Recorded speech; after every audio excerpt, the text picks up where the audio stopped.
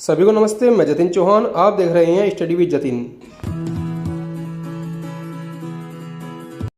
Guys, अभी तक हम ब्लड बैंक के ऊपर कई वीडियो बना चुके हैं। आज हम इसमें देखेंगे कुछ इंपॉर्टेंट टर्म्स जो कि ब्लड बैंक से रिलेटेड हैं। यहाँ हम इन्हें ये भी बोल सकते हैं कि डेफिनेशंस ऑफ इंपॉर्टेंट टर्म्स।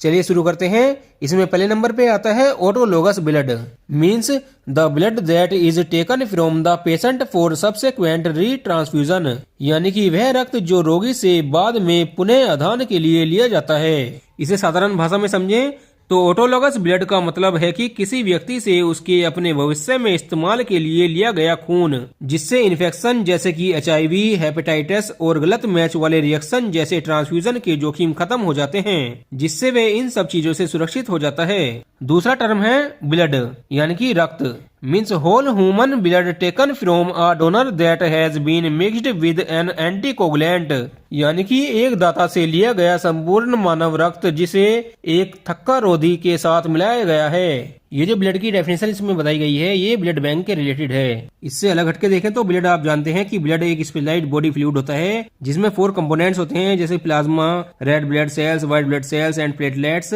और ये कितने परसेंटेज में बॉडी में होता है। तीसरी टर्म आती है हमारी ब्लड बैंक। देखते हैं, इट मीन्स अ प्लेस और ऑर्गेनाइजेशन और एंटिटी और institution that is used blood for the collection, apheresis, storage, processing and distribution of blood taken from donors and used by organisation और institution for carrying out any operation और any other arrangement that is necessary for the operation like preparation, storage and distribution of blood components etcetera.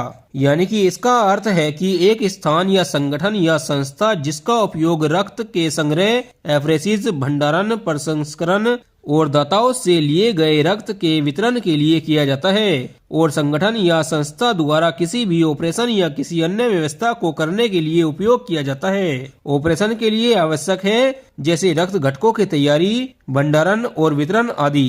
Next term है blood component, यानी कि रक्त घटक। Blood components means all parts of blood that is isolated from different technique and used for the blood acceptor for their need, यानी कि रक्त घटक का अर्थ है कि रक्त के सभी भाग जो विभिन्न तकनीकों से अलग किए जाते हैं और रक्त स्वीकर्ता के लिए उनकी आवश्यकता के लिए उपयोग किए जाते हैं। ब्लड कंपोनेंट जैसे कि पैक्ड रेड ब्लड सेल्स, जिसे हम PRBCs भी बोलते हैं, प्लेटलेट्स एंड प्लाज्मा, जिसमें कि होता है fresh frozen plasma FFP and cryo precipitate. Next term है ब्लड प्रोडक्ट, यानी कि रक्त उत्पाद। It means a drug manufactured और ऑब्टेन्ड फ्रॉम पूल्ड प्लाज्मा और blood bye fractionation drown from donors, यानी कि इसका अर्थ है पूल किए गए प्लाज्मा या रक्त से असंदान द्वारा निर्मित या प्राप्त की गई दवा दाताओं से ली गई। इसको आसान भाषा में समझें तो जो ब्लड प्रोडक्ट्स होते हैं वो डोनेट किए गए इंसानी खून से बने थेराप्यूटिक पदार्थ होते हैं, जिनमें पूरा खून, plasma, red blood cells, platelets और एल्ब्यूमिन या क्लोटिंग फैक्टर्स जैसे खास डेरिवेटिव शामिल होते हैं। नेक्स्ट टर्म इज डोनर, यानी कि दाता।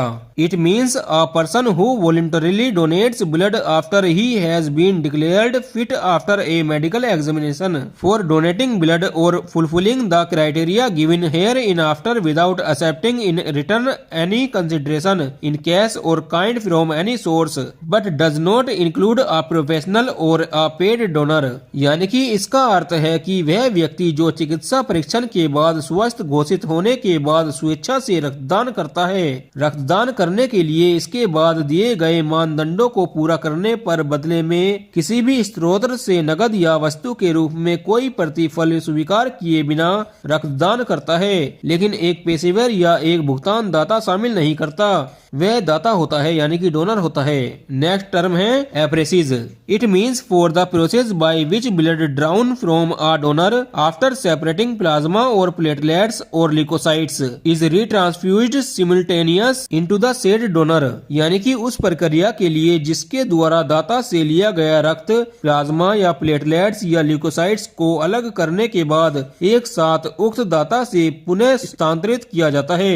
इसको आसान भाषा में समझें तो एफरेसिस एक मेडिकल प्रोसीजर है जिसमें एक मशीन किसी व्यक्ति के खून से खास कंपोनेंट्स जैसे स्टेम सेल, प्लेटलेट्स, प्लाज्मा, सफेद लाल रक्त कोशिकाएं को अलग करती हैं और बाकी खून को शरीर में वापस भेज देती हैं। इसका इस्तेमाल डोनेशन के लिए या कैंसर, ऑटो इम्यून डिसऑर्डर या खून की बीमारियों जैसी स्थितियों के इलाज के लिए किया जाता है जिसमें हानिकारक पदार्थों को हटाया जाता है या ट्रांसप्लांट के लिए जरूरी कोशिकाओं को इकट्ठा किया जाता है।